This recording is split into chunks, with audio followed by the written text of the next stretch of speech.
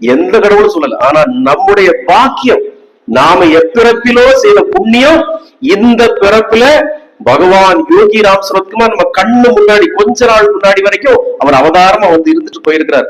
அவருக்கு எது பிடிக்கும் எது பிடிக்காது, அவர் எப்படிப்பட்டவர், எவ்வளவு பெரிய இறை அம்சம், எப்படி ஜனங்களுக்கு வாரி வாரி கொடுத்தாரு, எப்படி சில பேரை தண்டிச்சிருக்கிறாரு அப்படிங்கிறத நாம உணர்ந்திருக்கோம், கேட்டிருக்கோம், பார்த்திருக்கோம். இதற்கு பிறகும் நீங்க விளையாட்டாதான் இருப்பேன், நான் இப்படிதான் இருப்பேன் அப்படின்னு சொன்னா அது எப்படி நியாயமாகும்? எப்படி நியாயமாகும்? நீங்க என்ன செய்தாலும் பகவான் கிருஷ்ணர் இனி வந்து உங்களை தண்டிக்க போறது கிடையாது. ஏன்னா அவருடைய யுகம் முடிஞ்சு போச்சு. நீங்க என்ன செய்தாலும் பகவான் ராமன் வந்து உங்களை தண்டிக்க போறது கிடையாது. அவருடைய யுகம் முடிஞ்சு போச்சு. நீங்க என்ன செய்தாலும் எம்பெருமான் ஈஸ்வரன் வந்து உங்களை தண்டிக்க போறது கிடையாது. அவர் அதுக்காக உங்களுக்கு படைக்கல, அவர் அதுக்காக அவங்க இருக்கவும் இல்லை. ஒவ்வொரு யுகத்திற்கு ஒரு அவதாரம் ஏன் வருது? ஒவ்வொரு யுகத்திற்கு ஒரு அவதாரம் ஏன் வருது? ஏன் ஒரே கிருஷ்ணர் அப்படியே இருந்துட வேண்டியதானே?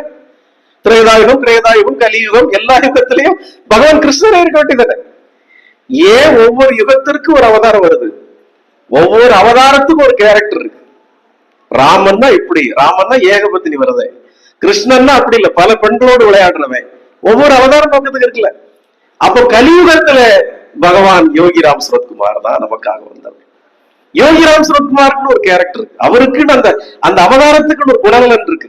எப்படி நரசிம்மருக்குன்னு ஒரு குணநலன் இருந்தோ, வாமன அவதாரத்துக்குன்னு ஒரு குணநலன் இருந்ததோ, எப்படி ராமனுக்குன்னு ஒரு குணநலன் இருந்ததோ, கிருஷ்ணருக்கு இருந்ததோ, அதே போல இந்த கலியுகத்துல நம்ம கண்ணு முன்னாடி வந்த கடவுள் யோகி ராம் சரத்குமாருக்கு ஒரு குணநலன் இருக்கு.